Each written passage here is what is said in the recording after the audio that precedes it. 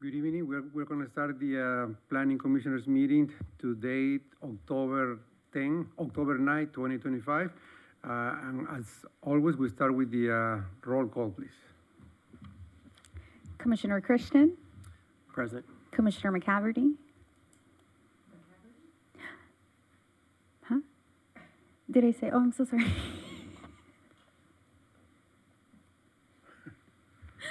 Commissioner McCaverty is here. Yeah, so sorry. Thank you.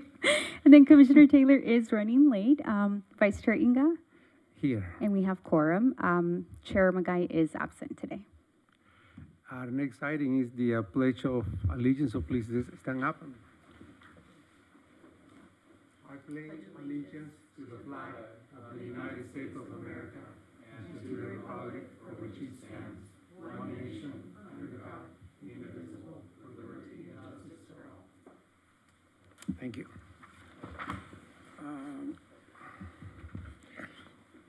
Public communications.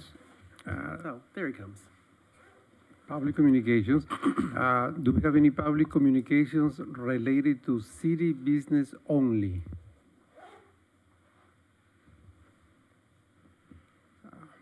We don't? We don't? So next is our consent calendar. Does anybody want to pull any of the items from the consent calendar? No? So if we don't, then do I have a motion to approve the minutes from last meeting? I move to approve the minutes. Anybody second? Second. Okay. And I'll take votes. Commissioner Christian, Aye. Commissioner Taylor, Aye. Commissioner McCaverty, Aye. Vice Chair Inga. Aye. Motion passes 4-0. Thank you. Next item is a public hearing. It's second one-year time extension to site plan review, SPR 20-03. Do we have a presentation from staff? Yes, Maria Baldenegro will just give a real brief presentation on the requested time extension. Thank you. Good evening, members of the Planning Commission. The application is for a one-year time extension. This is the second that they're requesting it, and it's for site plan review number 2003 and associated entitlement approvals for the property at 1950 and 1960 East Grand Avenue. The existing conditions of the two properties is, we have two parcels that comprise the site. 1950 is the one to the to the west, sorry, and it has an 11-story parking structure. 1960 East Grand has a 12-story office building.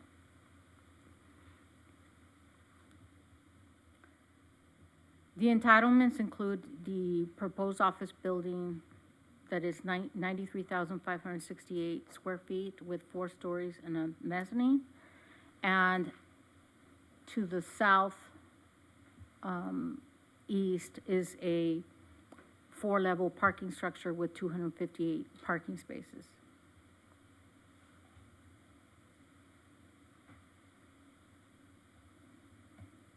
Oh, this is, guess it was animated.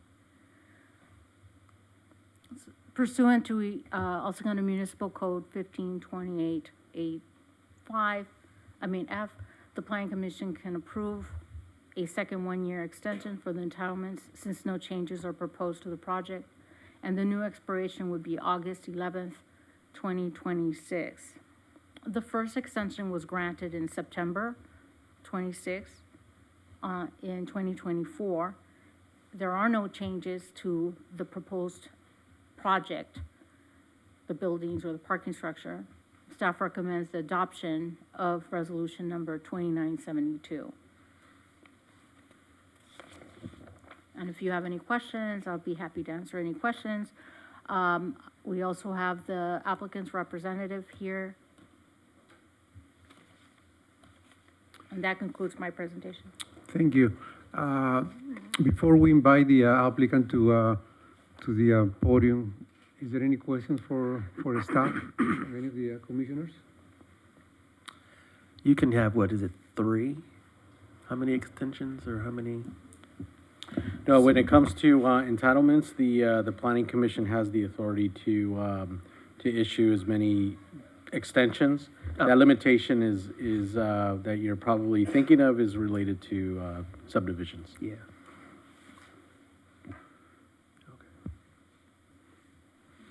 So then we invite the applicant to speak, presentation. Good evening, Commissioners. My name is Amarveer Brar. I work for Alan Matkins, and I'm here on behalf of the property owner, 1960 Grand Owner LLC. As staff noted, we are just here to request an additional one-year extension on entitlements. The current owner of the property took ownership last year.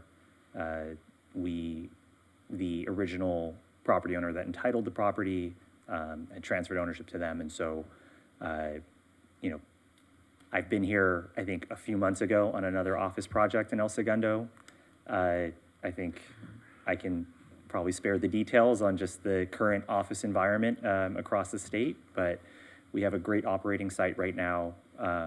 The site is being well maintained. So I think ownership is evaluating all options, but just in the last year, none of those options have been, I think, exceptional. And so we're still evaluating that, and we hope to preserve these entitlements because the project itself is beautiful, and hopefully we can build it if things change. And I'm available for any questions. Any questions from the commissioners? No, obviously, they're gonna keep maintaining it as long as they need to, keep it in good condition. Correct, Just yes, that way. absolutely. Yeah, I don't have any questions either. I guess I do have one.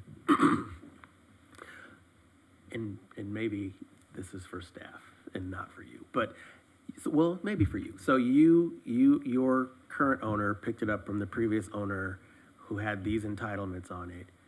Is there any thought that you would transfer it to another owner who would also have these same entitlements on it, or no? You guys are standing pat for now? Standing pat for now. I mean, I think all options are on the table, but I haven't heard any discussions of any sale or transfer of ownership. And maybe this is for the staff question part, is so when these transfers take place and they have these entitlements and there's no limit necessarily on them, so they could just keep changing hands and they could just keep coming back for extensions until, like, at what point does someone have to do something? Well, so long as the applicant or the property owner, because the entitlements run with the land, with the property. They don't run with an individual or entity. It runs with the property in question. So long as a timely extension is filed with staff for extending the approvals, someone can do that. Yeah, the planning commission's decisions, those may be extended for an additional period, which is specified by the planning commission. So as a matter of fact, we're saying 1 year, but it is full within the planning commission's authority to say, you know what, we want to do it for 2 years or 3 years or 6 months. That timeframe falls with the planning commission. That stated, there is nothing in our code that stipulates the number of times that the property transfers to new ownership as the entitlements continue to run with the land. And I'll just note that we did request a 1-year extension, and that's, I think, it's in the resolution today, but we are open to a longer period of time as well. And of course, the commission can always not approve the extension as well. So that's within the purview of the planning commission. Thank you. Is there such a thing as a longer than 1 year extension, or? The code right now has an approval for 2 years, so in 2022, it was granted approval on August 11th, 2022.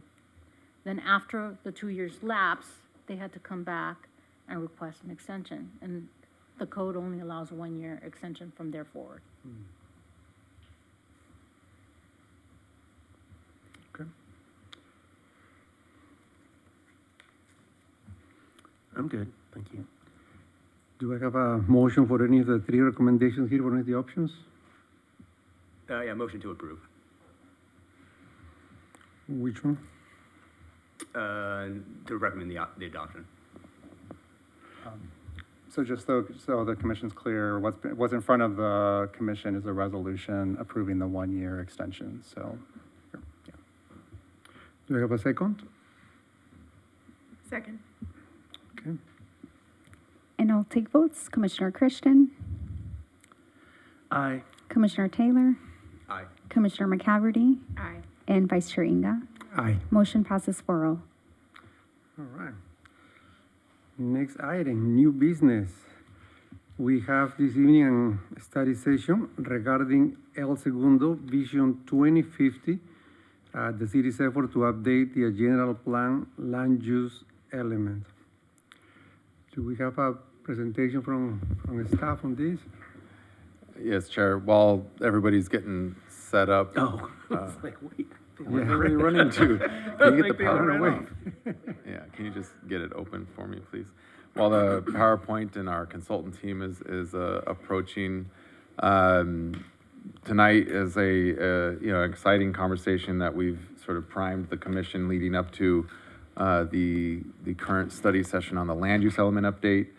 We talked about this a bit a few meetings ago when we had sort of the general overview of what is the land use element that Eduardo gave, which was very timely, and what is the general plan. We'll continue those presentations, of course, but we are several months into the land use element update for Vision 2050 itself, and I don't want to steal from some of the content of the presentation, but a lot of effort has already gone into a great deal of research related to the existing conditions, community survey and our community questionnaire, as well as interviews with city stakeholders, city leadership, the technical advisory committee as of last week.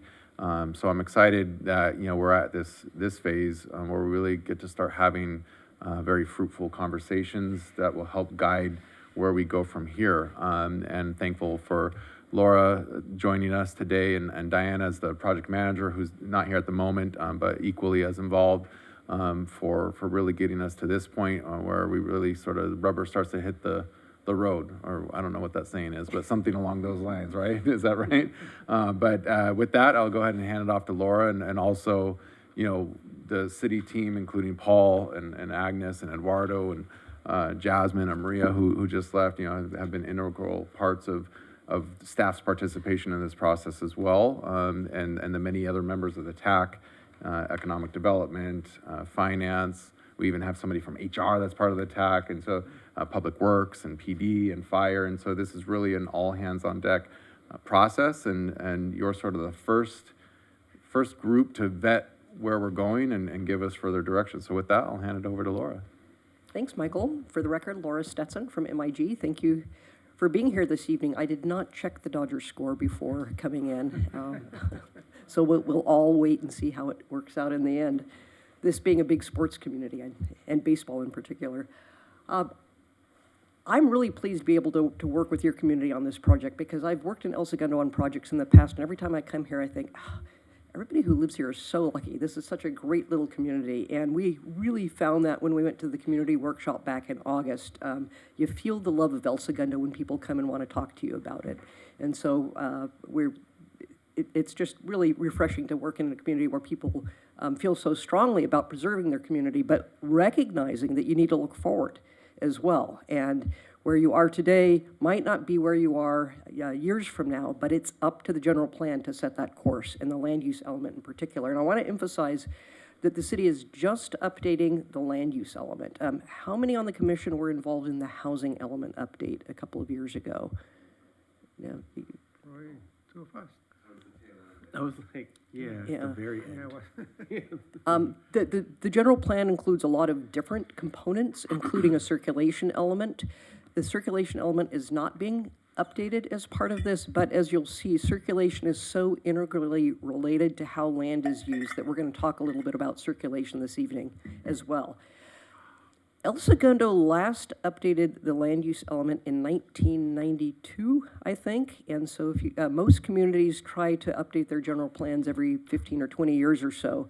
So this is probably overdue for a refresh. And that's why it's nice to take this real comprehensive look. So tonight, what we'd like to do is to give you background on the work that has been being done for the last 6 months or so, maybe a little bit longer, what we've learned from the background research, what the public has said through some pretty neat public engagement activities, and then also present to you some preliminary vision and guiding principles.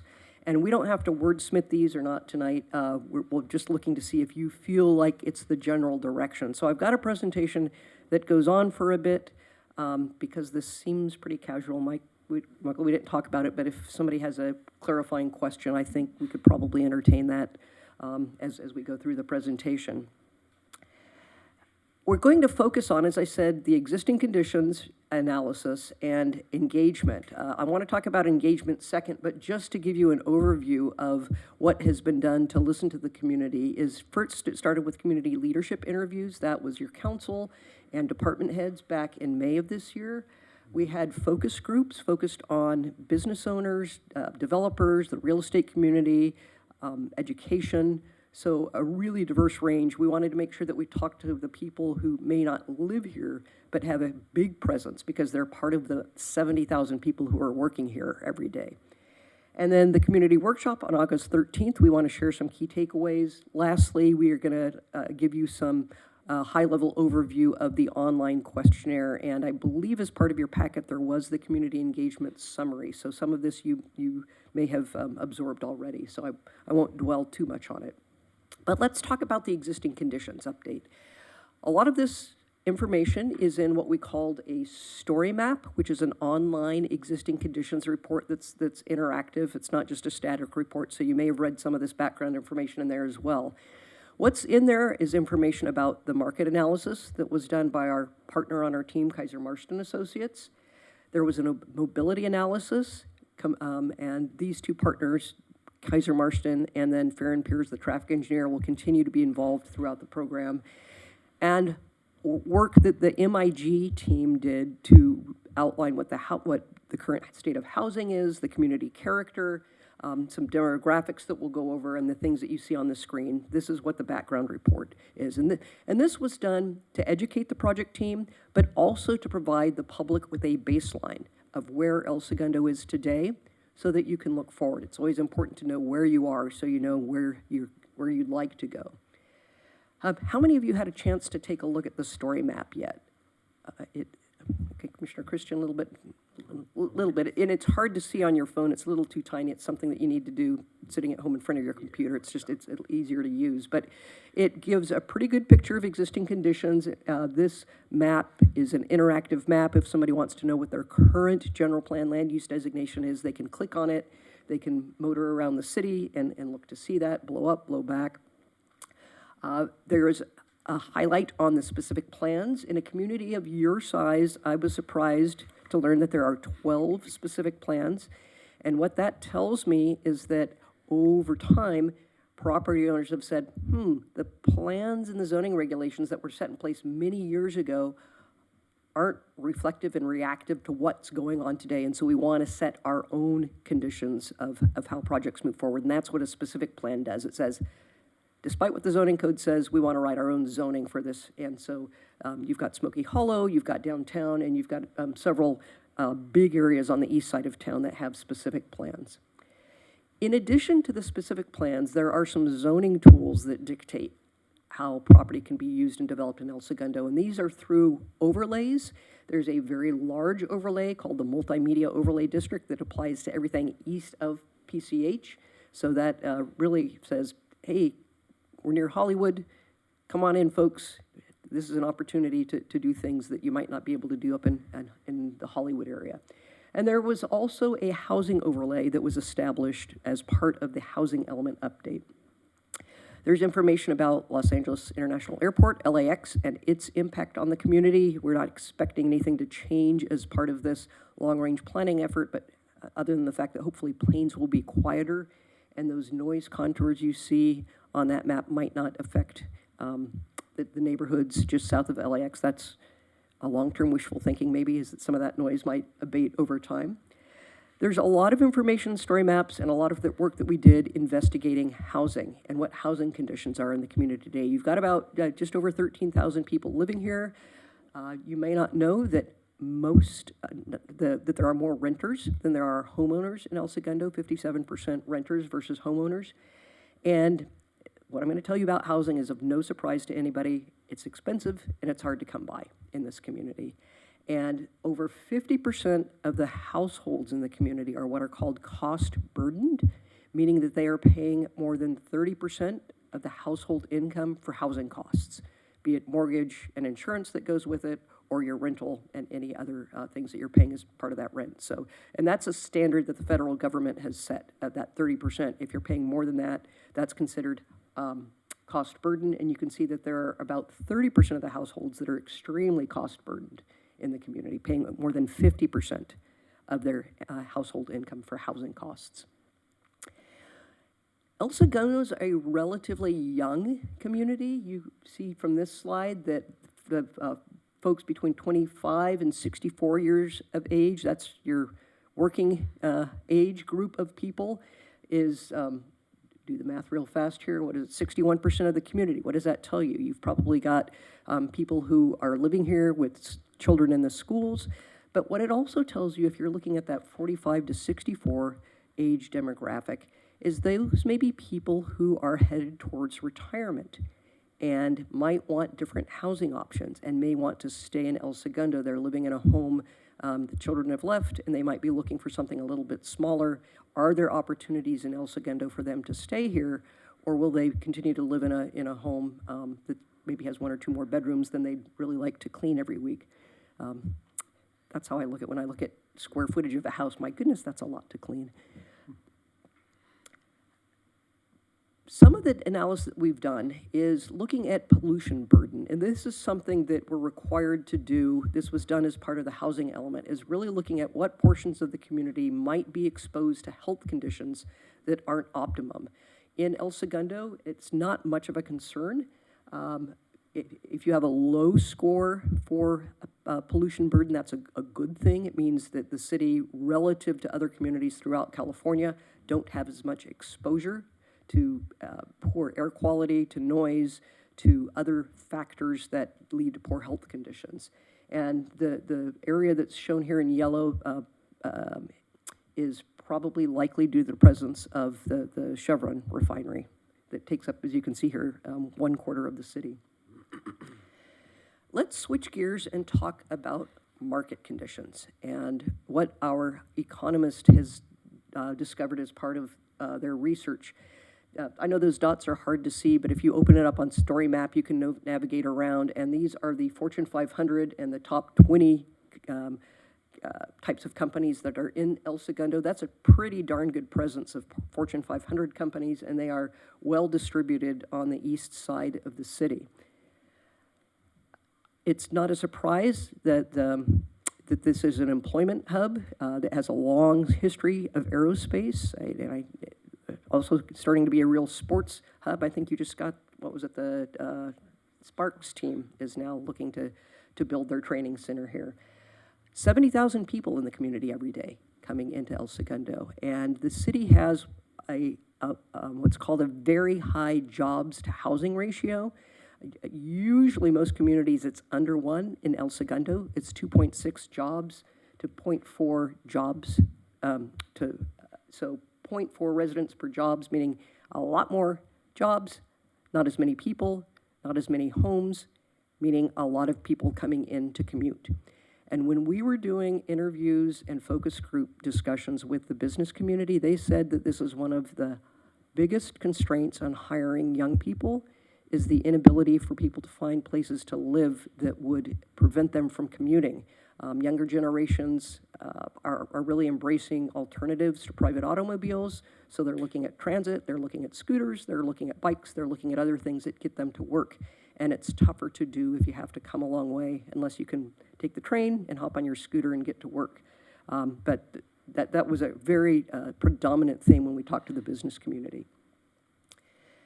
Your market with regard to retail is very healthy, according to The Economist. The average retail rents are higher than Los Angeles County on average.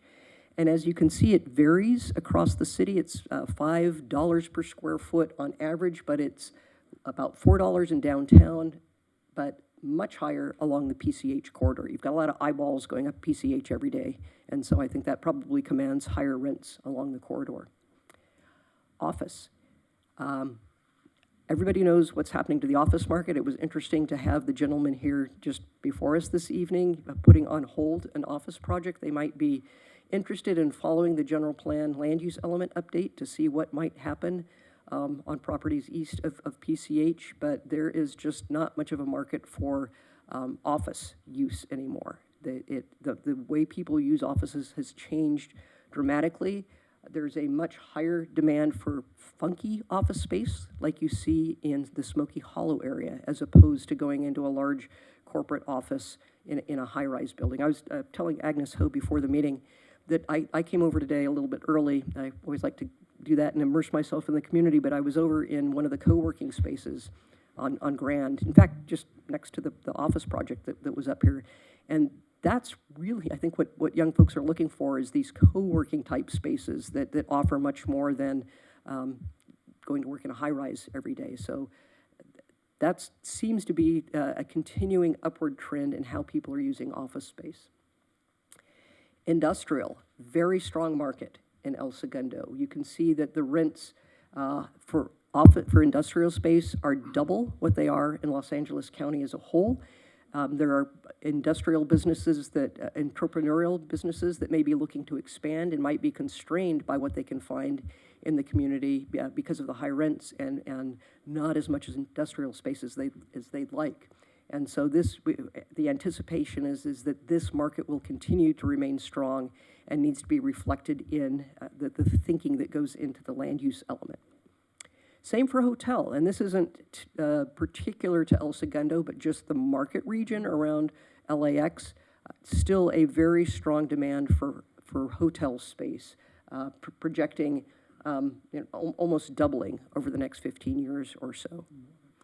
So I guess people like to stay in hotels and go to co-working space. That's not to harp on the housing conditions and situation, but I think everybody knows that supply is far outstripped by demand in the community. This graph is showing on the notice that the 600 plus units that are needed in El Segundo, that's the number associated with the housing element and what has been deemed needed to meet the housing demand in El Segundo over a 8-year period that extended from 2021 to 2029. And so part of this land use element update is really to look beyond that 2029 horizon year and see what additional housing growth and demand might be in the community. Let's switch to transportation, mobility. As I mentioned, the transportation element is not being updated, but the traffic engineers and analysts divided the city up into 5 regions, exclusive of the refinery, to really see what the different types of circulation conditions are and how that might also influence land use. And so let's walk through these from northeast El Segundo down to Smoky Hollow. Starting with northeast El Segundo, you've got a lot of office buildings up there. I think Boeing is a major presence up in this area.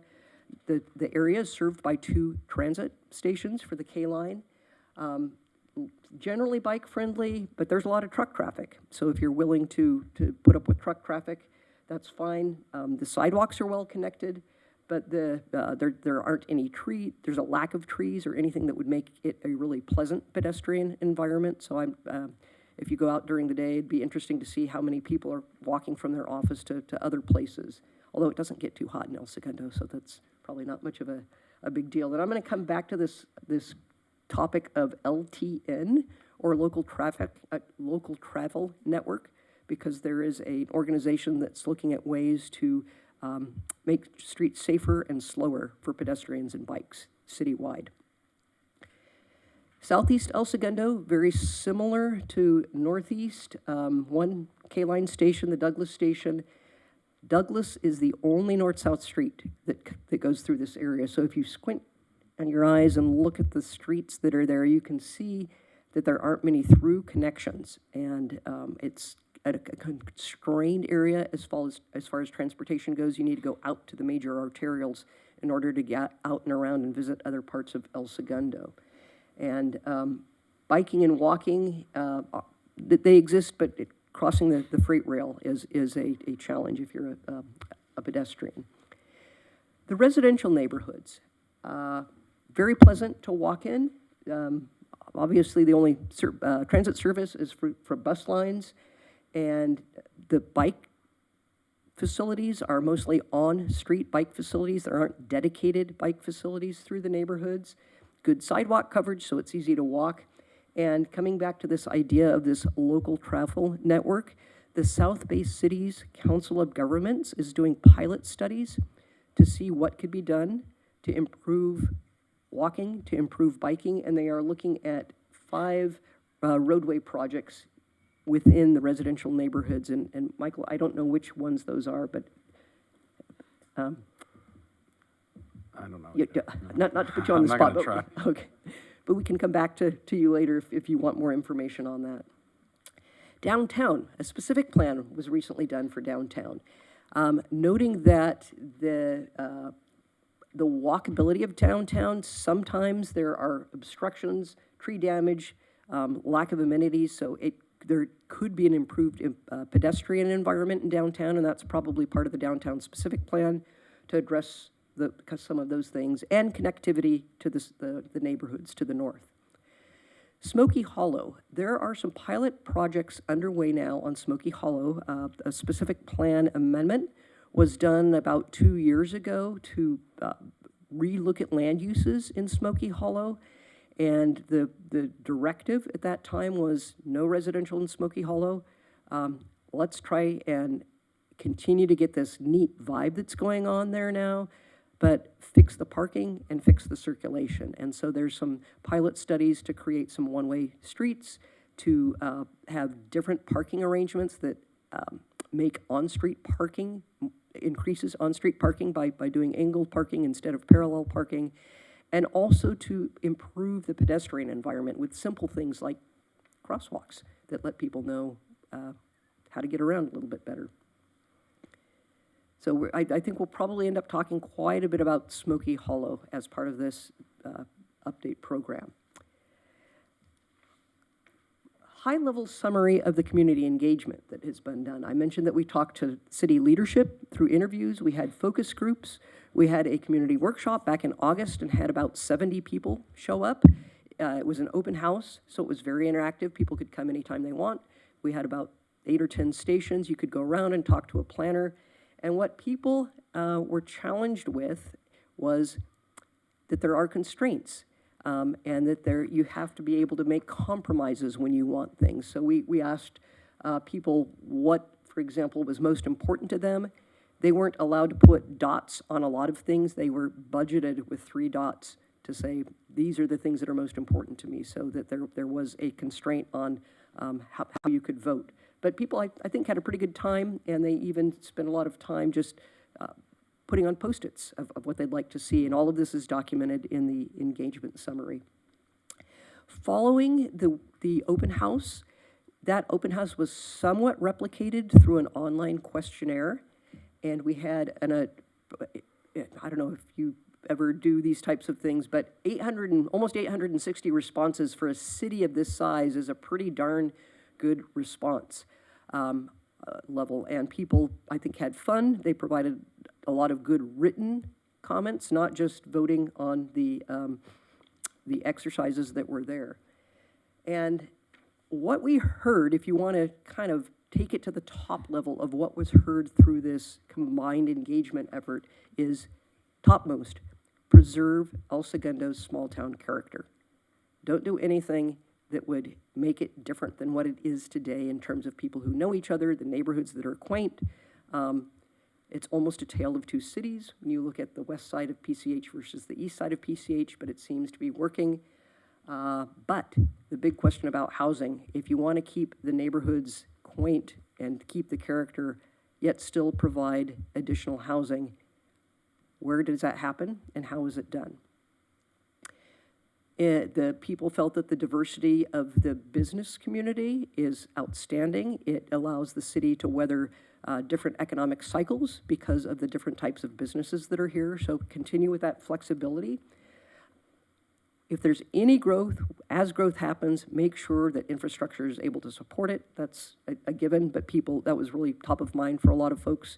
Can water, sewer lines, telecommunications facilities, all of those things support the things that the community is looking for. People were very focused on open space, places to gather.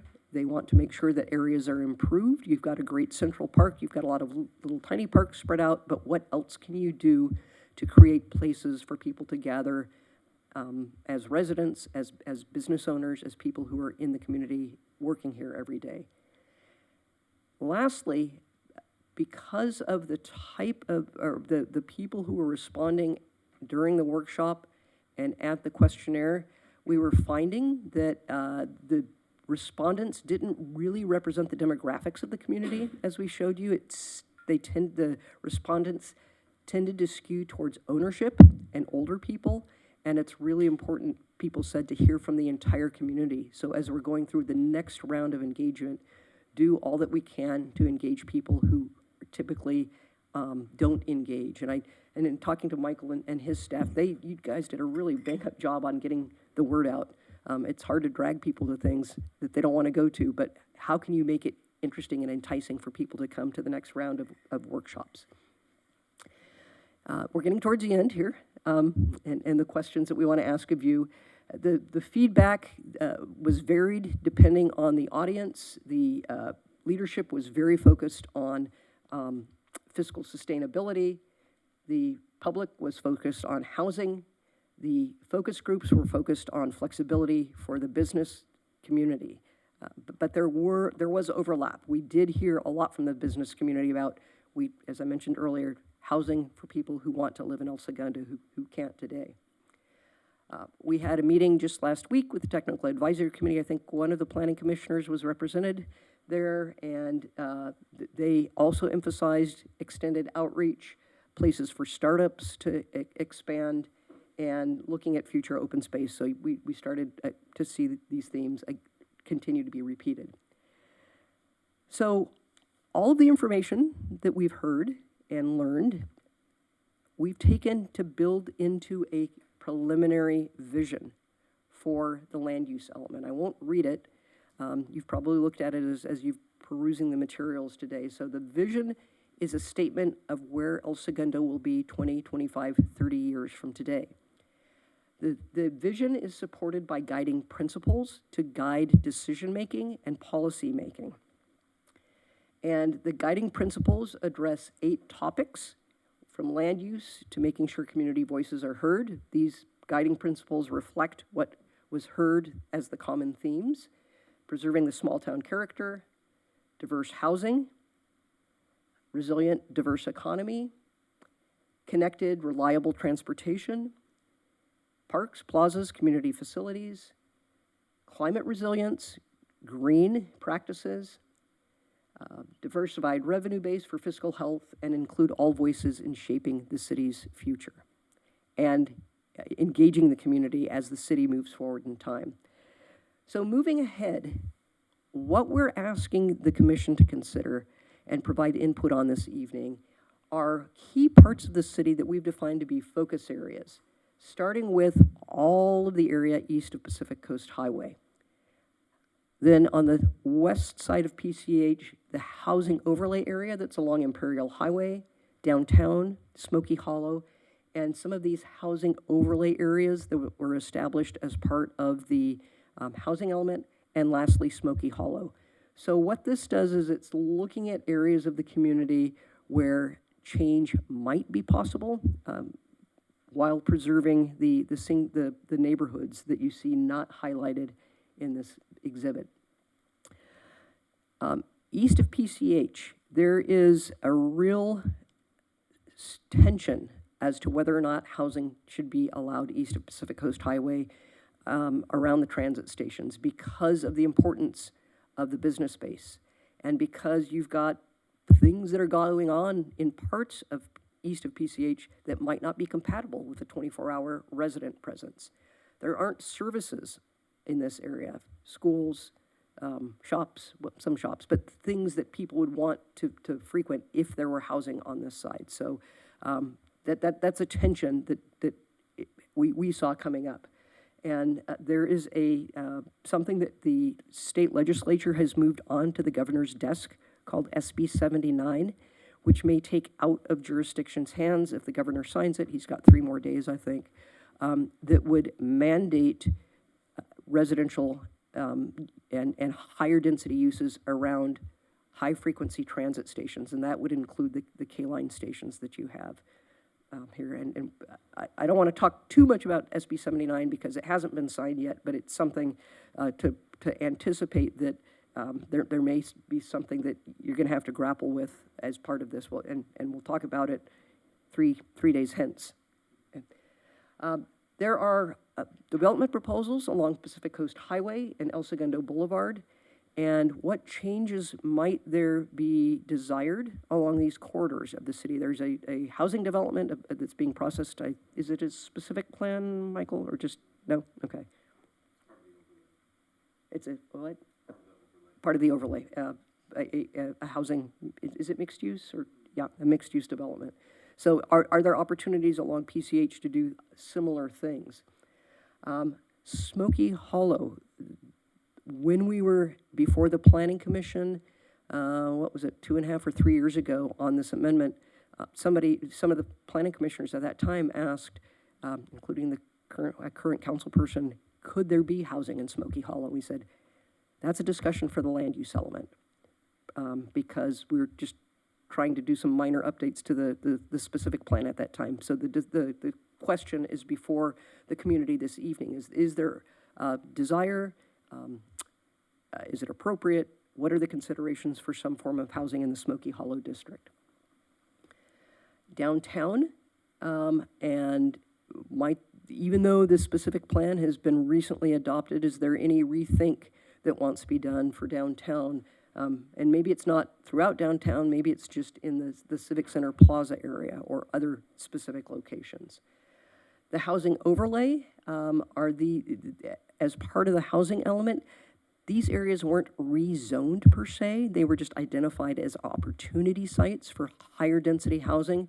The question is, for this land use element, does the city want to make a stronger commitment for higher density housing in some of these overlay areas as part of the land use element? And so the questions that we have for you tonight, I know that was a lot to listen to, and we can back up and go to any slides you'd like to. Foremost, do the vision and guiding principles reflect the information that we've presented, that we've heard from the public, and from the technical analysis that has been done? Are the focus areas the right focus areas? Are some that should be taken off the table, or are there other focus areas that should be considered? And so overall, what other opportunities or challenges should we explore further as we're working on land use alternatives? I say land use alternatives because that is the next step in the process, is to look at focus areas and put forward some options for the community to consider based on the feedback from the commission and the council and the input that we've had to date. We're taking the same presentation to the council on the 21st, about a week and a half time here, and that will officially launch this phase 2, where we'll go back out to the public with the alternatives. We'll come back to you to let you know what the public has said, go to the city council, and once a preferred alternative is selected, the land use element will be written around that preferred alternative, which doesn't mean that there isn't opportunity for other tweaks to it. That's what the public hearing process will be about, but we have to get to something for the public to weigh in on. I'm going to take a breath and turn it back over to you, Mr. Chair. Thank you. Very informative. You mentioned it in one of your slides. I believe that you said that currently we have approximately 57% of the population rent versus 43 that own. Correct. Do you know how was 10, 15 years ago? I don't, but we could go back and look. I don't have that information in front of me. And then you also were talking about the schools on the east side. The east side will be part of Winesburg, right? Winesburg School District? It is, yeah, right, it is different school district, that is Right. correct. Okay. Commissioners? I mean, that stuck out to me too, Mario, because I think that's the problem a lot of residents have, you know. I think they're just afraid that putting housing on the east side, it takes away the charm. And then you have the issue of people that would live over there would go to Wiseburn, or are they trying to petition into our schools? And then I know with the businesses, the taxes and things like that go to the Wiseburn School District, so I imagine with housing, the same thing would occur. So the city of El Segundo would be, in a weird way, giving money to Wiseburn School District through taxes and things like that. So I think that's a big concern for people. And then you mentioned Smoky Hollow living there. So I don't know this because I haven't really asked anybody specifically. But based on that, I would think people would be more inclined, because we already have some apartments that are Smoky Hollow adjacent. So I think this is just me talking, but that's something that you could try and narrow down with future residents. I just know there's a real anti-East Side housing, but this Senate bill, I mean, who knows? It sounds like it might be out of our hands. But that was just my initial thoughts, like Mario's, when I heard you say that, I thought people may be more inclined to Smoky Hollow, but do we have the same issues that we have on the east side? You know? The interface and the interaction of industrial uses, and you've got a wide range of uses that go on in Smoky Hollow, making popcorn to people who I don't think they're there anymore, but doing research for rocket science. I mean, Yeah, like, do literal you want to rocket live science. next door to that? Yeah. I don't know. And that's something that would need to be a consideration, as well as proximity to Chevron as well. Yeah, it's getting closer to that yellow zone. I don't know who did that report that has our town in green like that. I found that the most shocking part of this report. From the environmental health hazard exposure. Yes. Yeah, that's based on data from the state. Okay. Yeah, that's actually published by the Department of Housing and Community Development, HCD. And it's based on actual data, which is, air particulate matter that, in their respective area, and other data points that they collect. Do they collect like incidents of cancer, anything like that? They collect cancer, asthma, high blood, diabetes. There are a lot of, they're looking at the health outcomes of people living in these areas. I will tell you that I've worked in a lot of communities, and you see a much higher impact in disadvantaged communities, lower income communities, because of the lack of access to health care. So I think it's very income related as well.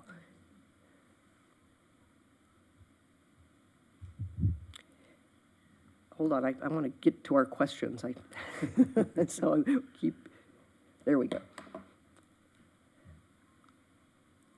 So, open discussion. What was the kind of the input from the community about housing east of PCH? I'm assuming, was it a mixed bag, or was it very anti? I was looking at the thing, like some of the stickers where they put up on that study session of the community. It looked like it's kind of a mixed bag of half and half, but I think mixed bag is an interesting way of describing it. Okay. And people did ask us questions about the school district. They were cognizant that it is a different school district. And people asked, well, gee, if they're coming into the El Segundo school district, is there impact? And in talking to school district representatives, they said they right now have about 25% of the school population is actually transfer students, people who don't live here. So they have capacity for more students. It's just that people who are looking for out-of-district transfers wouldn't be able to utilize that to such a great degree any longer.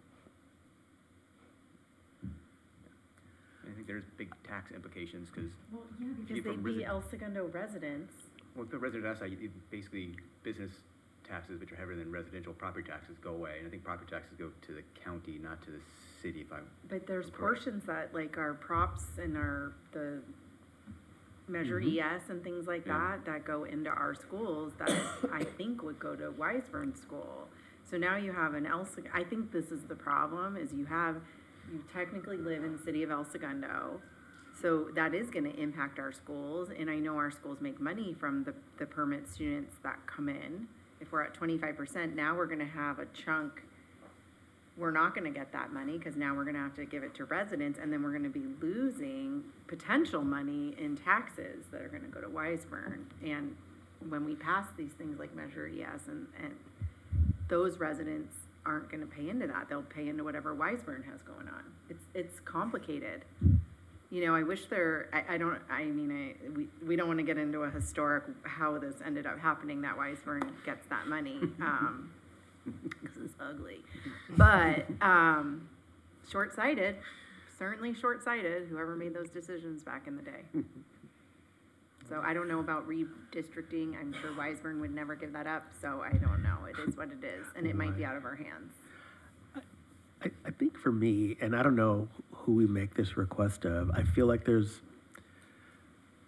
a lack of understanding of how those streams of taxes work between the residential property taxes and business license taxes and like all the other streams of income and like where they would go. I would like to understand that better. I think we speculate on it a lot. Like, I think the one thing we seem to understand pretty comprehensively is that, you know, the school district money goes to Wiseburn, but what happens to the business money that's over there? Does that all come to us? And then when we're talking about changing the mix of business to residential, like what does that look like? It would be interesting to sort of have our arms around that piece a little bit more, because I doubt most of the residents who are on one side or the other are thinking of it that deeply. They just know that we need more housing, and it looks like there should be a place for housing somewhere else, and so why don't we put it there?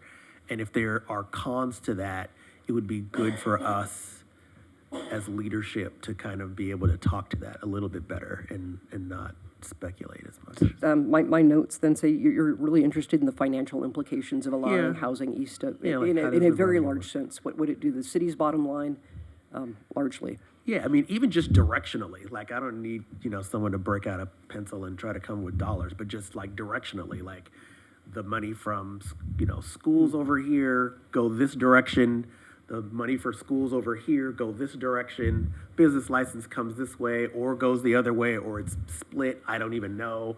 Like, so even just directionally. Yeah, Mr. Chair, members of the commission, I can tell you that business license taxes come to the city. For over there, east of Yeah. PCH, okay. Yeah, so that's So all within citywide, the city. that's administered by the city, and that's 100% city revenue. Property taxes would go to the state, and then the city gets a portion of it. Portion, but Yeah. this city would get it as opposed to, Yeah, because it's still within the city Right, jurisdiction, even if, right now we don't allow housing on east of Sepulveda, but, but if we did, would that change? no, because it's still within the city's jurisdiction. Okay. Yeah.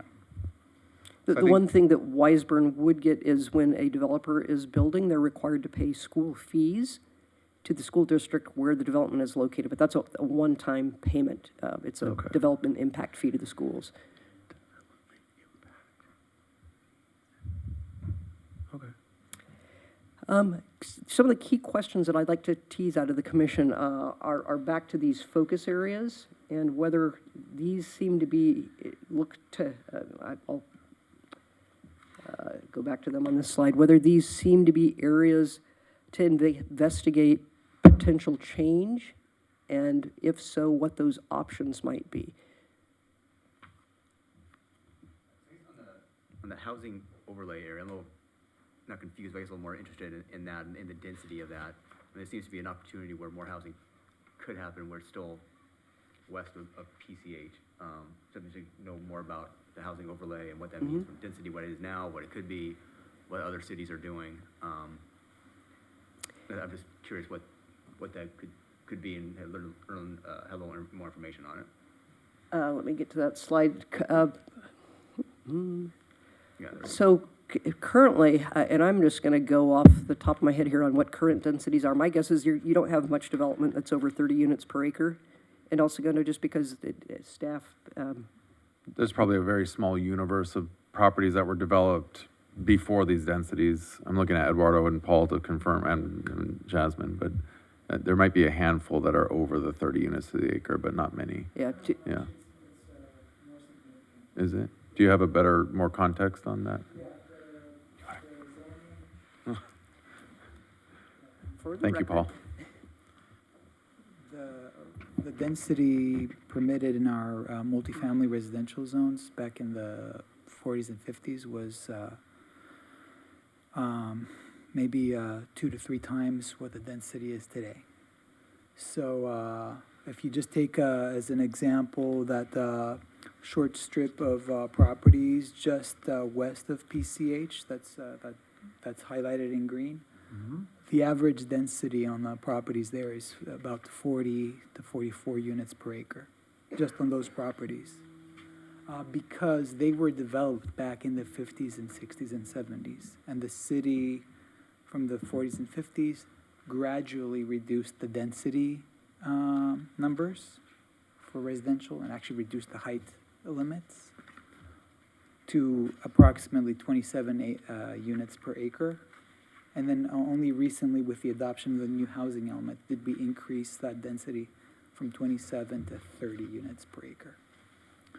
So I hope that helps give you a little more context. So the same development pattern occurs throughout the city. So a lot of properties are actually developed above that 27 to 30 unit per acre in the city. So there's still some opportunities to infill at the 30 units per acre, but not a lot. Thank you, Paul. And what the housing element looked at to achieve this mandate that the state gave of creating additional capacity for up to about 600 units, that's what these overlays do. It would increase density in specific areas. And the question is, and those are things that you have to continue to move forward with, because your housing element, unlike the rest of your general plan, has to get approved by the state, certified by the state. And if you're going to do anything to change it, you put yourself at risk of being decertified, which has a lot of implications. And so, not that housing is the driving force between for this land use element update, but it is really a critical question of what is the city's position on housing future El Segundans, and where and what types of housing. And just to expand on that as well, even though the land use element is not housing, there's so many other complex components to it, but this is a fantastic tool for us to pave sort of a path for us as we go into the next housing element cycle in 2029. If history is any indicator, legislation will be passed over the next 4 or 5 years that ramp up the state's efforts for cities to facilitate housing production. So the overlay zones that you see, which not all of them were adopted, we cherry picked a few locations in order to satisfy HCD in the moment, but a broader strategy was taken to identify additional areas as time passes, and we need to pull additional properties or locations to rezone into that overlay to satisfy HCD up until 2029 and subsequent to when we do our next housing element. And so this is a really great opportunity for us to start to pave that path of if and when we have to ramp up the city's efforts in satisfying HCD and facilitating housing production, or at least facilitating the opportunity for housing production. This was the framework of where we left off at the housing element to give us room. We did not change those zones because we wanted to keep them available in the future when and if needed. But we now need to sort of take that next step. And in addition to this, how much further can we go, or do we go, and where do we go? And so there'll be a lot of other focus, but I think to Laura's point, it's a good opportunity for us to also really create that framework for housing moving forward over the next 20, 25 years. And I think the direction we'd like from the commission this evening, because I know that it was a lot to absorb, is maybe some guidance on what to look at for the alternatives. How closely do we look at housing on the east side of PCH? Should we be looking at Smoky Hollow? Are the focus areas that Michael just referenced things that we should really look at in greater detail and expand the ability? Are there areas along Pacific Coast Highway that could support higher density housing? Yeah, I would think looking along the corridors, I think Smoky Hollow housing is an interesting aspect and getting more input on that. So I don't think a lot of people know that that is a possibility, and that might help alleviate some of that tension about housing going east of PCH, and also help serve, the housing requirements that the state is gonna mandate at some time. And then, I think also looking at the density of the, like I said, the housing overlay. I know Paul mentioned that it might not be much, but maybe looking at some of those densities, I think we should focus at from at least a housing standpoint. What about, like, hearing the gentleman talking about the office use, is there, and this is just brainstorming, I don't know, I'm assuming there's a lot of unused office space within these giant high rises. Like, I'm envisioning 25 years from now, and I don't know how it works, I'm not a construction person, but I mean, there's really no use for those big giant offices like that. Are they gonna end up being either torn down or reconverted into housing? We had the lengthy discussions with property owners and developers what I'm going to tell you is probably going to surprise you. They said it is more economically feasible to tear them down and to build housing than it would be to convert those, because of the building codes are so different, and the age of the structures. You've got big parking structures to go with them. And they said, it's really tough to convert those to residential. Did they envision that happening? The tearing down of office buildings and building housing? Because that's what I just... Nobody showed their hand. I feel like it's gonna be like Handmaid's Tale or something down the road, where there's just all these abandoned offices. You know what I mean? Because no one goes into the office anymore, and it's gonna be ugly. So But I still don't... cheaper for them to hang on those buildings. than I to tear know, down but I know. I think, I mean, I'm just trying to think outside the box. anecdotally, staff has received several calls over the years about housing on many of those sites. It's not currently zoned for that, and so there's not much of a conversation that can go beyond explanation of the current zoning, and then explanation of the process. If they wanted to try to change that, come to the commission, go to council, et cetera. And I think as Laura mentioned, conversion of existing, they're not interested in conversion of existing. I think people would love to do it because it sounds nice to be able to convert an existing space. Sounds like it would be cheaper, but it never ends up being cheaper or easier. And the developers that I've spoken to that have done it have vowed to never do it again. But we certainly have gotten phone calls about that. And this is not a office or residential conversation. There's a universe of so many other uses that we can, also explore, in Smoky Hollow and east of PCH. That also are worth talking about. If they are going to demolish the building, what do we want there? What are the results that we want to see? What's the environment that we want to create? What does that look like for us if they were to demolish those office buildings, so it doesn't turn into Handmaid's Tale?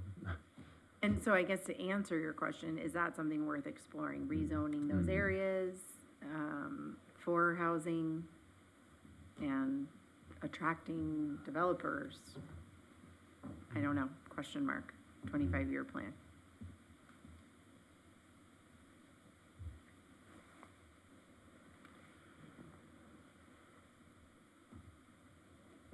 We catch up with my notes just a minute here.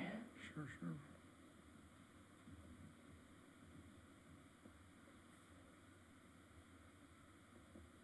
I'm just gonna talk amongst ourselves. Is there anything else, like, that we think is missing from this plan? Like, I liked what she said about the downtown, because there are some chunks of downtown that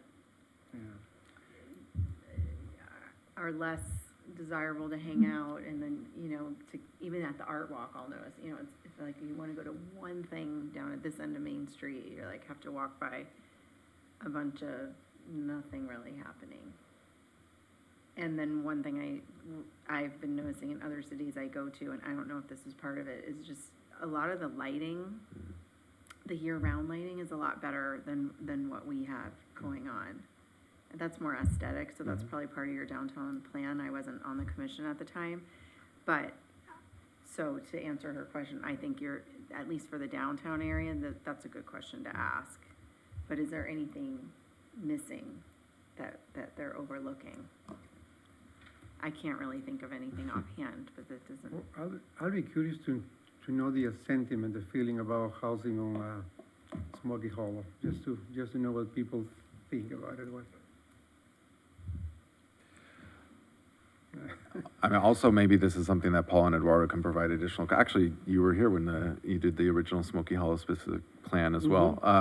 But that conversation did come up during the original Smoky Hollow specific plan. And so maybe there's some history that can shed some light on the intent of where they landed. My recollection is, and I hope I'm not speaking out of turn here, is that there was concern about the proximity to Chevron. I mean, it's the one yellow spot, right? the one yellow spot on the environmental map is like right there. Yeah, but you go on the other side of Manhattan Beach, there's houses, $1 houses right across the street from Chevron on that side of Rosecrans. And somehow theirs are green, right? I don't know if it's because of the way Chevron is like laid out or what on its interior, but I found that interesting as well. Yeah. Like our whole, like a huge portion of our city is yellow right next to Chevron, but on the other side of Rosecrans, which is also next to Chevron, it's like all green. And so it's like, all right, well, so that would be my initial concern is, you know, how do we balance that part of it when we talk about desirability of housing?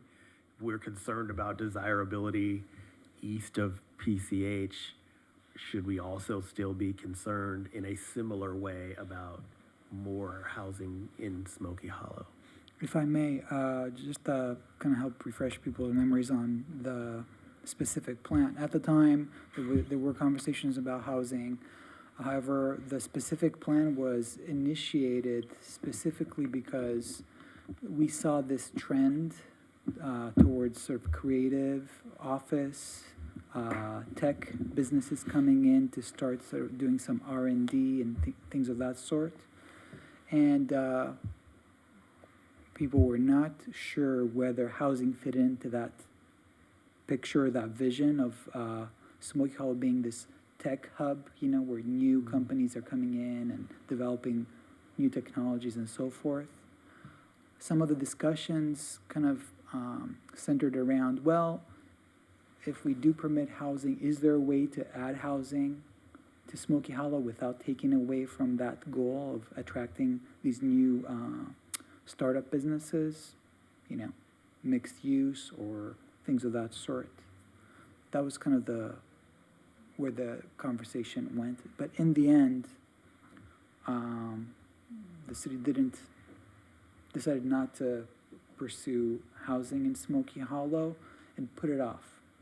The housing element cycle was coming, so we thought, oh, okay, well, maybe we'll have a discussion about that during the housing element cycle and discussion. And then when we're doing the housing element, we ended up postponing it. Right, I was like, so the land use element discussion was coming up. So that's kind of where the conversations went. It was postponed. There wasn't like very strong feeling that, oh no, we gotta flood Smoky Hollow with housing. There was just kind of, people were just wondering, is there a way to add it without detracting from the main character of the district? Yeah, and if I may also, I think there's always been kind of this renewed interest in exploring housing and what type of housing.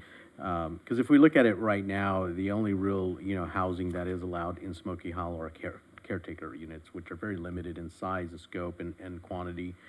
There was some renewed interest by our then commissioner, now council member, about exploring that, and I think to what Michael had indicated, it's kept getting punted off. But I think, yeah, we are now in this situation where we could, look at that in a little more in depth, such as what Paul was saying in a variety of forms. And, I think to add to this too is, what are these other corridors that could potentially be ripe for this type of either mixed use residential? I think there could be appetite to explore that. I mean, if you look at some of these key corridors along PCH and El Segundo. But all that to say, we're at this point now where, the rubber needs to hit the road in terms of whether we move forward with directing our consultant to really explore that or not. I just don't know how you can keep avoiding it, because we're we need housing. And we only have so many areas. I don't know. I personally, it's hard for me to envision it. And it's not very green or perhaps family friendly, but maybe there are like younger people, which we know rent in this area, maybe like that. Remember that thing with the 6 houses kind of near the top, and it was going to be retail on the bottom on the corner of Holly and Richmond? Like, I'm envisioning things like that, like businesses on the bottom with maybe residential on the top. But then you're only getting 6 residents. Is that really solving a problem? I don't know, and it doesn't sound like it. And I'm gonna get got at over this, I promise. But to me, unless we're talking about significantly increasing density in some of these other areas that are not in Smoky Hollow, I don't know how we avoid housing east of PCH and get a significant number of units. I do not see it. Which is why, for me, like, really understanding what the economic benefits and losses are when we look, if there is potential for housing there, there's just not a lot of other places for there to be significant increases in units. And I don't know if we even care about the mix between renters and owners. I don't know if we care and to what extent, because some of the stuff we're talking about, like if it's mixed use retail with housing above it, are those going to be rentals? Do we care if they're renters? I don't know. Yeah. It's just not enough. It's not enough. Like, it's not enough. Like, I don't. I don't think it would be enough. Yeah, I have a similar. That's what I see. I see a bunch of open space where maybe there's a place to put, some higher density housing east of PCH, but then, what do we lose if we, what does the city lose if we do that? In terms of the business income that would have to be sacrificed to be able to do it. But I don't know that we're going to get it in a 25-year plan. I don't know how we get it without going over there.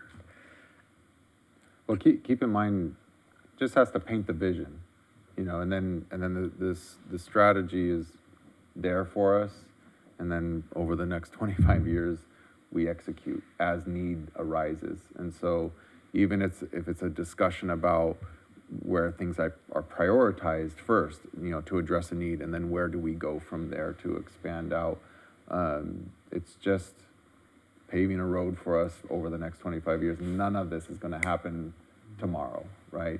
And if we rezone tonight, there's not going to magically pop up some 600 unit complex where the Boeing building was. That stuff happens over time, and there's a lot of things that need to go into that before we ever get there. But the conversation about how we get there is what's important, because that's how we will strategize the land use element, is it'll pave that road for us over the next 25 years of how we get there. There's also not just one silver bullet to solve the problem, right? There's going to be many different ways that we have to tackle what this has been identified as a problem. And part of it is just strategizing what are those different ways that we can tackle it. And if we can control or maintain local control, how do we want to do that? And if the state forces other legislation like the SB 79 around expo stations or the light rail stations, then we tackle in when that comes, and we decide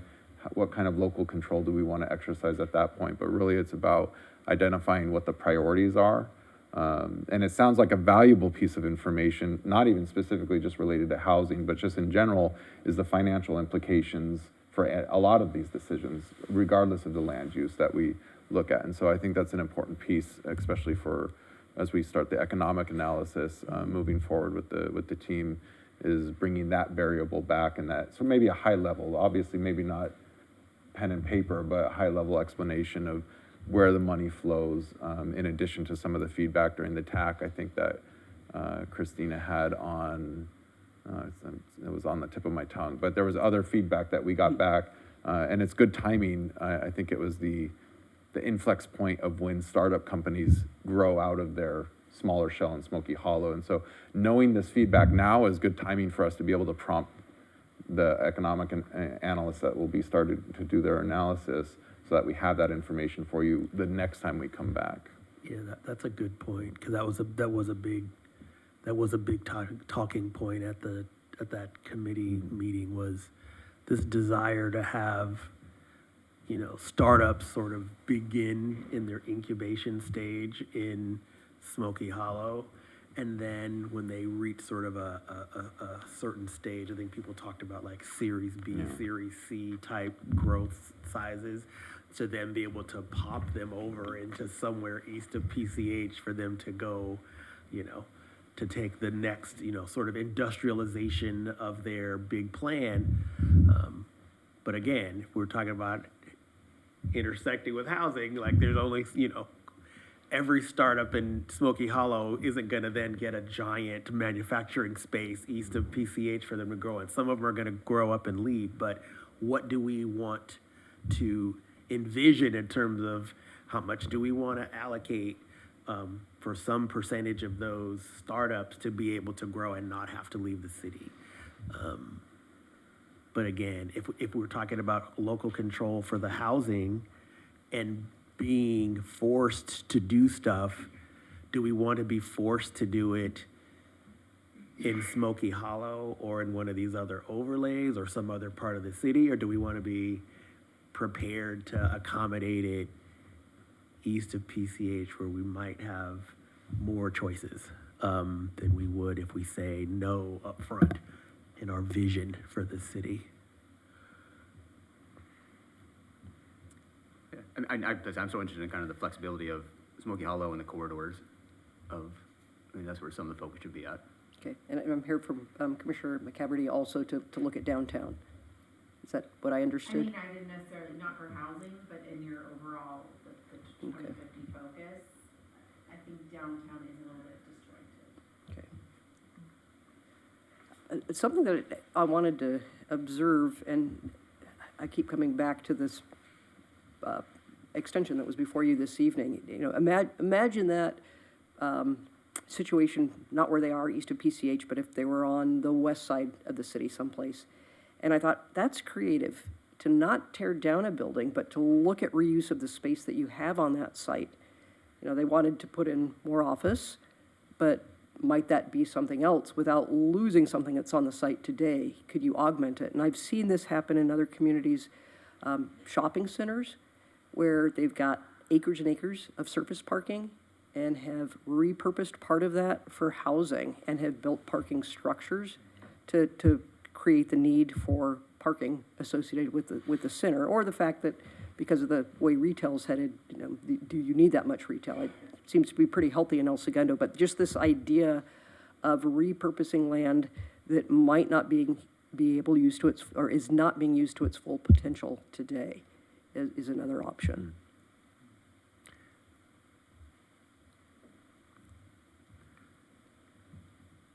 Like where? I mean, I know there's actually been some analysis of this in town, in Smoky Hollow, but east of PCH, think about the parking lots that Boeing has, or the AT, well, those are parking garages at AT&T, but Boeing has an ocean of flat surface parking lot, right?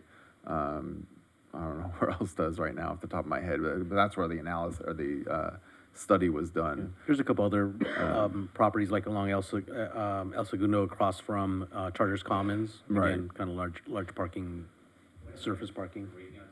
There's. Right. Acres Another and acres location. of parking and land that they seem to be selling off piece by piece. So that, those are scenarios where you're not necessarily subbing out, it's sort of a both-and scenario. You still have to factor in the cost of services that the housing generates, which otherwise isn't generated with a parking lot, and how that is offset. And historically, the numbers that we've seen do not show that it has an immediate positive, just centrally located on that, or centrally focused on the analysis on that site.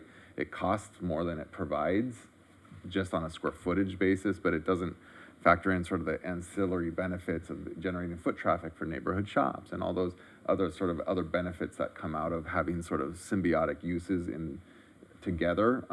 But it does require that analysis. You can have both and, but you really need to understand what is the cost on services or demand on services.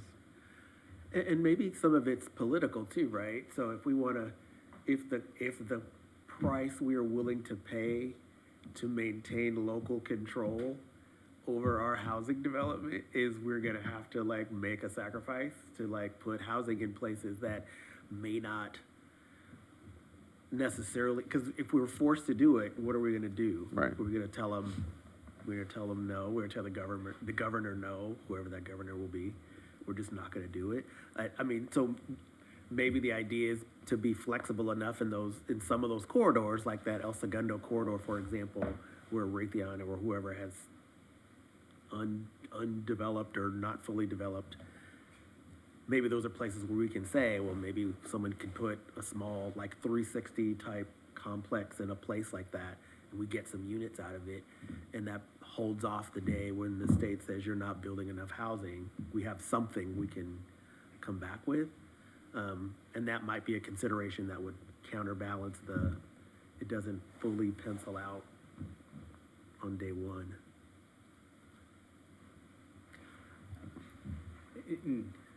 This SB 79, if it does pass, we're gonna be forced to address the land use on transits, right? So Yeah, it's well, not- I mean, we could ignore it, but, At great peril. Yeah. But what that would do there's 4 stations that impact the city, but there are 3 stations that are within our jurisdiction. But there are 4 stations that would have a quarter-mile radius that touch our city, and anywhere that is not zoned industrial, so it's commercial essentially, or non-industrial zone properties, would be permitted to build housing. And I can't remember the density off the top of my head. I want to say 60. The height and the density vary Depends. depending on how far away you get from the station. Somewhere to be like 60 to 90 units to the acre, I think, but don't quote me, we'll look it up real quick. And so there are certainly areas in the city that would fall into that category around those 3 stations and even the 4th station, which is right in the Del Air neighborhood. There is some flexibility that the state allows in order to give the city local control.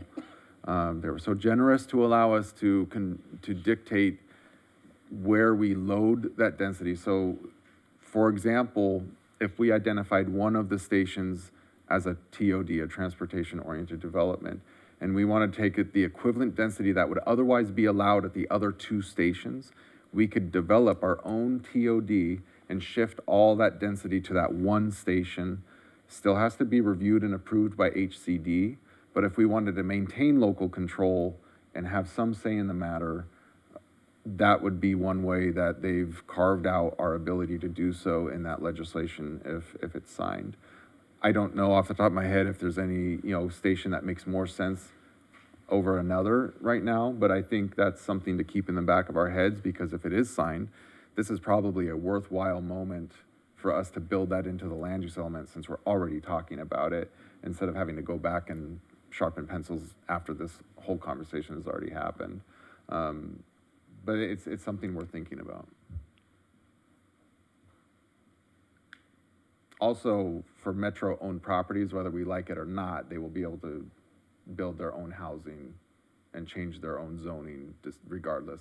So if Metro decided they were going to build a housing project, which they are looking at, they could do so at any one of those 3 stations if they owned the property around the station, which they do.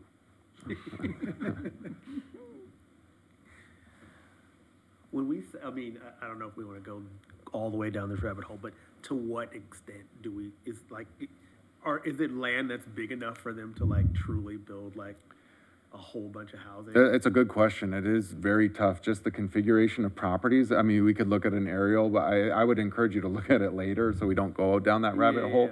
But it is tough. And some of the quarter mile takes you into, you know, Northrop or Raytheon or properties that have historically for 100 years been the industrial properties are probably not going anywhere anytime soon. But there probably are a few locations you'll be able to look at an aerial and kind of see, oh, I could see that happening there, but it's a small universe. Yeah.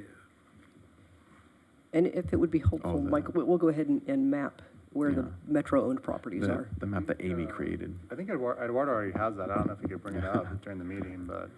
We're sending telepathic messages here. But we did, you know, staff worked, knowing that this was coming down the pipeline, and this will be helpful contextually. Staff worked on, with our GIS team to create a map so we had a better understanding the implications for us. And so in a moment, if we can, you know, we'll bring it up.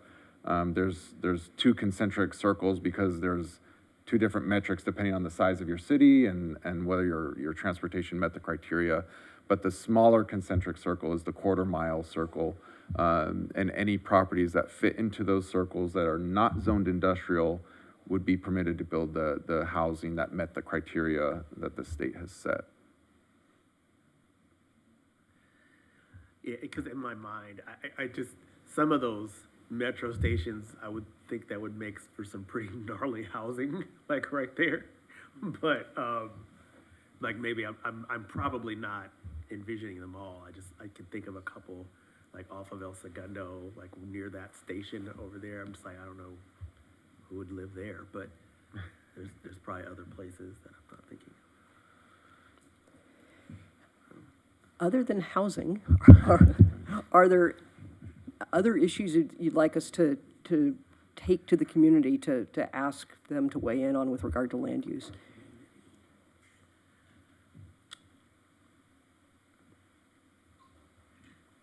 And this isn't your last shot at it. If you think about it at 3 a.m., text Michael the next morning.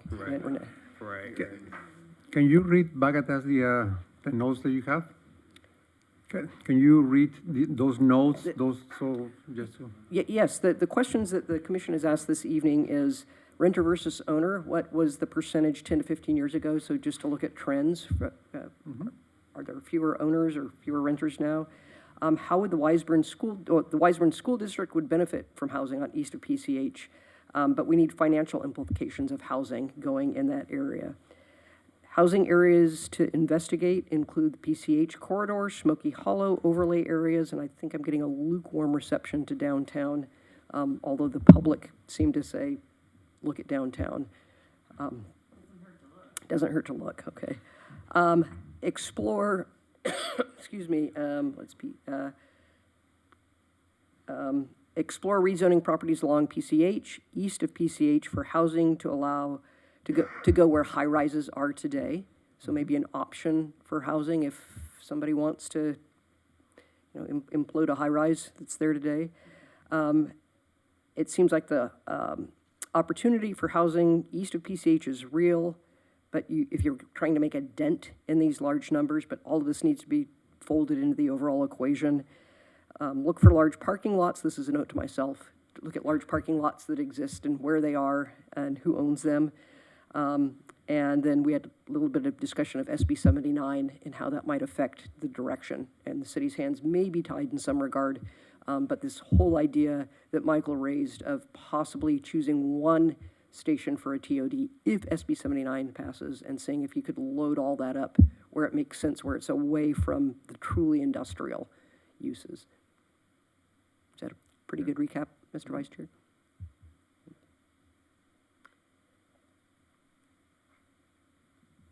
Michael? Okay, it's deep in the network someplace, but it sounds like something you're interested in that we could get back to you on just as a piece of information. I don't have any precise dates to tell you right now when we're going to be coming back before you. We will be going to the city council. We'll be letting them know what your comments were this evening, similar presentation, but closing with, and this is what the planning commission has to consider, and then start in earnest on developing land use alternatives for the public to consider, and go back through this round of talking to leaders in the community in terms of the business community and the residents as well, through open houses or ways that we're going to, very creative ways.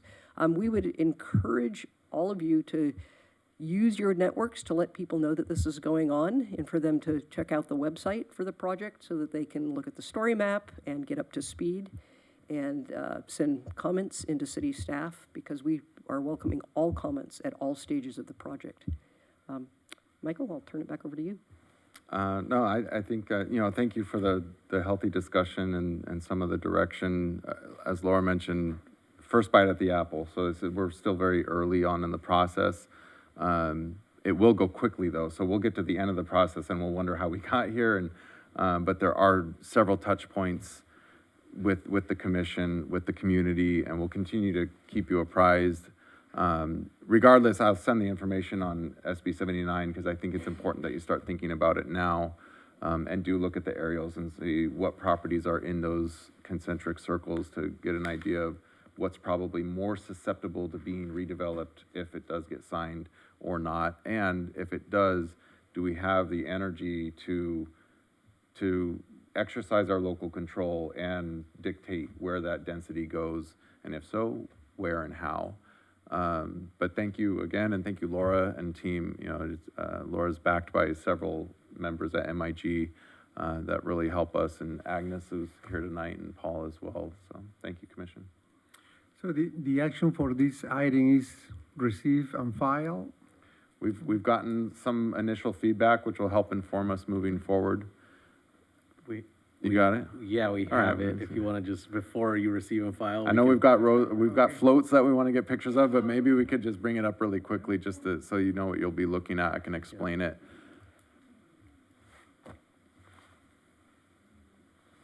So the three stations are demarcated with the two blue concentric circles around them. If you were to look at an aerial and zoom in on those, you'll start to see the building forms and think about what's there and what's the likelihood of those things turning over or redeveloping.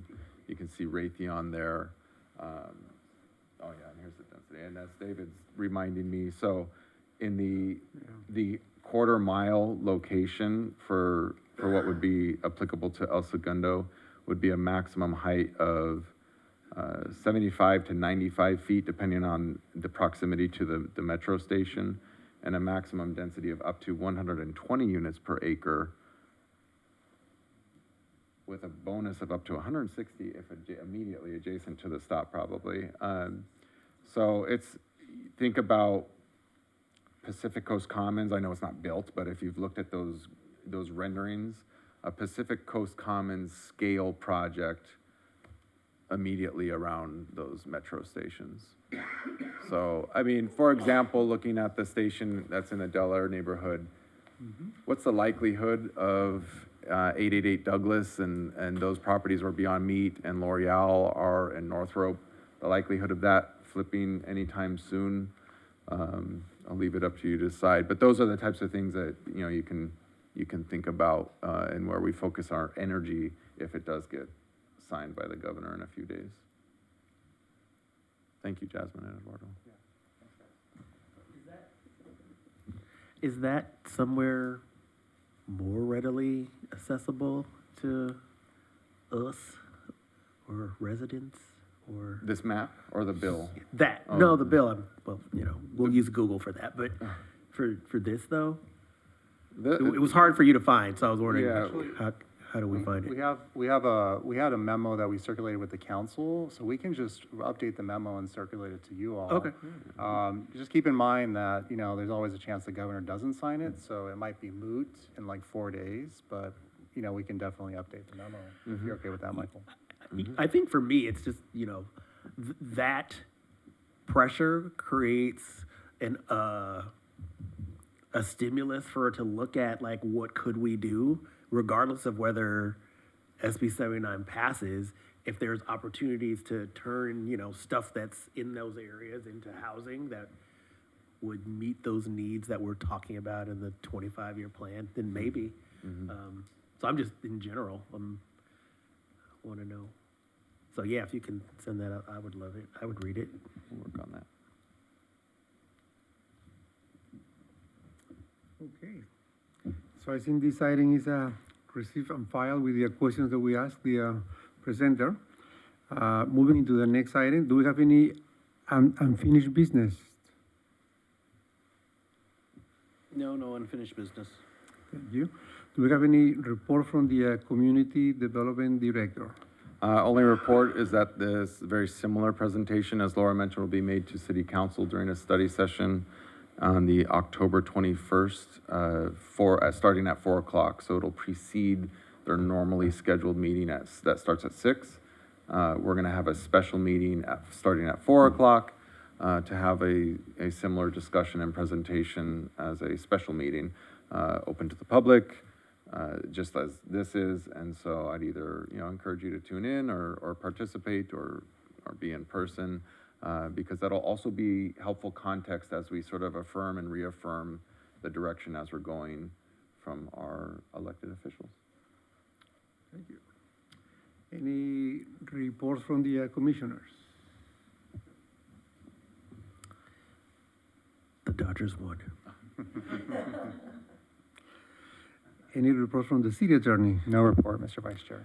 Then, this meeting is adjourned. Thank you.